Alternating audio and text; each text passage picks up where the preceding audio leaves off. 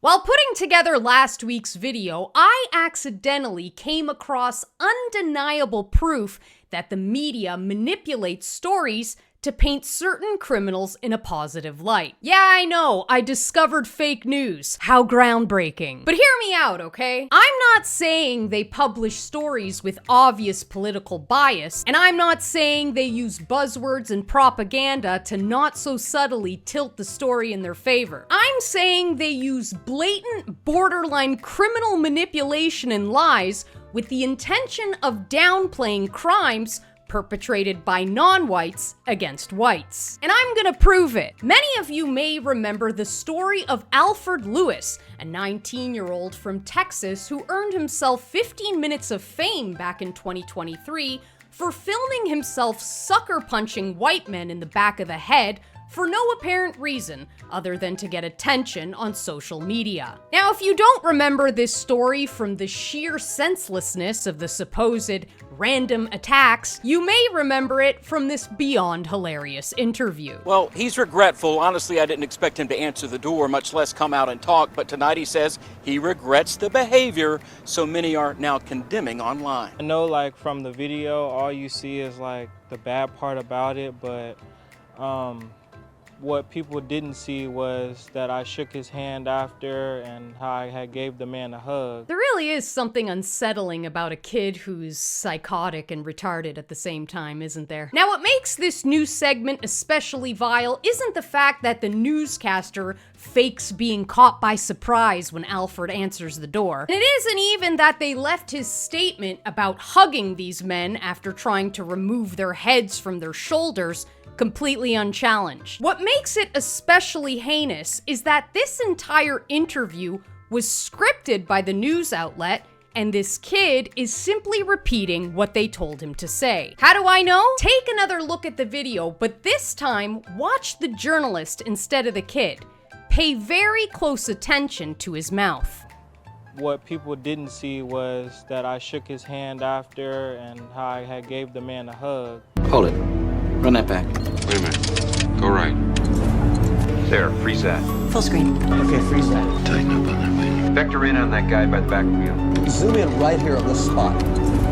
With the right equipment, the image could be enlarged and sharpened. What's that? Did you catch it? This son of a is mouthing every word the little shit is saying, which can only mean one thing: that he's completely aware of everything the kid is gonna say because he handed him the script. Didn't expect for it to just go so left, you know? But the newscaster left out just one tiny detail from the story, a detail most of us have never heard. Alfred later appeared in court where we discover he wasn't pulled by the ever-increasing pressure to engage in wild stunts for the sake of social media clout. He was robbing the men at gunpoint. In one of the attacks, prosecutors say Lewis tried to rob the man of his cell phone at gunpoint and threatened to shoot him in the foot when he refused. And this isn't a one-off. We clearly see scripted statements made by criminals and their victims all the time. Take the case of Aiden Clark, for instance, an 11-year-old boy who was killed by a Haitian migrant driving without a license when he drove full tilt into Aiden's school bus, ejecting him onto the road. A tragedy just waiting to happen after thousands of Haitian migrants flooded the small town of Springfield, Ohio. This is what Aiden's father had to say about his completely preventable death. I wish that my son, Aiden Clark,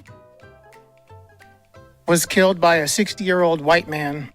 Would that wish come before the wish that he was still alive, or after it? Arguably even worse than Aiden's case is the case of Austin Metcalf, the teenager who was recently stabbed in the heart by fellow student Carmelo Anthony, a case that has taken the world by storm. Upwards of $500,000 was raised by supporters across the country, not for the family of the victim, but for the family of the murderer. That's right, racists across the country are showing their full support for the boy who did his part to avenge the Black community by ridding the world of one more whitey. Here are some of the comments from his Give, Send, Go. Keep doing what you do, young man. You are an anti-bullying hero, a scholar, and a gentleman. Us against them, period. We are the defenders of our lineage. This is America, and these flat whiteness immigrants from all over the world has always been open enemies toward foundational black Americans from day one no more. I mean, a couple of commas here and there never killed anyone. And according to Austin Metcalf's father, neither has racism. He had this to say after the tragic murder of his son. It's very unfortunate that this other child decided to make a bad choice that's going to affect him for the rest of his life. I have compassion for every human being. This is not, I want to make this very clear, this is not a race issue. This is not a black and white issue.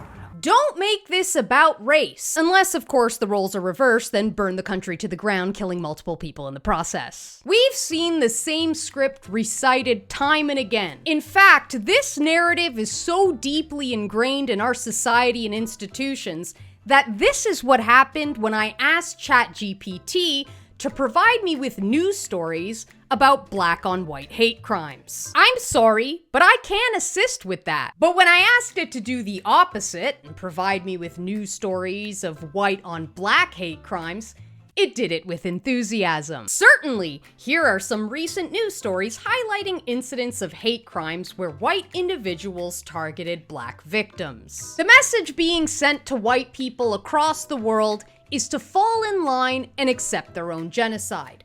A message we're all receiving loud and clear. And this woman is no exception. Just last week, the Hamilton native was repeatedly attacked by an African migrant while visiting Vancouver, Canada. A harrowing tale she shared on her TikTok. So I was on the seawall just walking, and I think this guy said something to me. I honest to God can't remember what he would have said.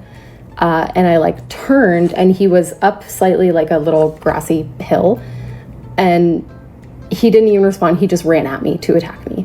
I've honest to God never seen anything like that, where it just felt like he was a predator and I was prey. She goes on to explain that she got away from him a total of 4 times, but he continued to hunt her down, hell-bent on murdering her. She wasn't safe until she ran into a group of men who just happened to be cops. And it appears as though the intention behind sharing her story wasn't to warn other women in the Vancouver area of her attacker, as countless commenters have requested a description of the man, which she has yet to provide. I'd ask why, but with a name like Peter Hans Jalo Nungu, I'd say it's pretty obvious. Instead of a description, she dropped the newest euphemism almost as quickly as the state dropped him back out on the street. She's referring to the man simply as a loser. I don't know, I mean, the guy's living in Canada, probably on your dime, with a buffet of young white girls he can brutalize with impunity, and he was released from custody just days after trying to kill you 4 times.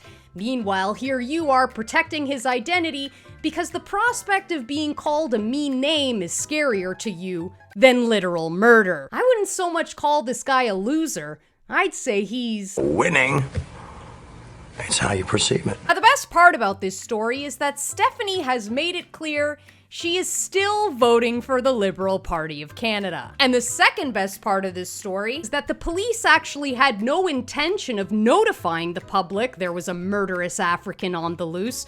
They only took it to the media after this woman's story went viral online. Because if they can't use these racial attacks to their advantage, they simply ignore them altogether. Just like they ignored the case of Javon Hatchett, who brutally murdered Eddie Nelson Jr. after telling police he felt the need to find a white man to kill. Or the case of Jacoby Johnson, who went on a deadly stabbing spree at Louisiana Tech University, killing Annie Richardson and injuring 3 other white women. Or the case of Frederick Demond Scott, who murdered 6 white people after vowing to kill all white people. Remember, their purpose is not to protect you. Their purpose is to convince you that if you don't accept cultural enrichment with open arms, you are a white supremacist. And the only thing getting in the way of that goal is a pesky little inconvenience called the truth.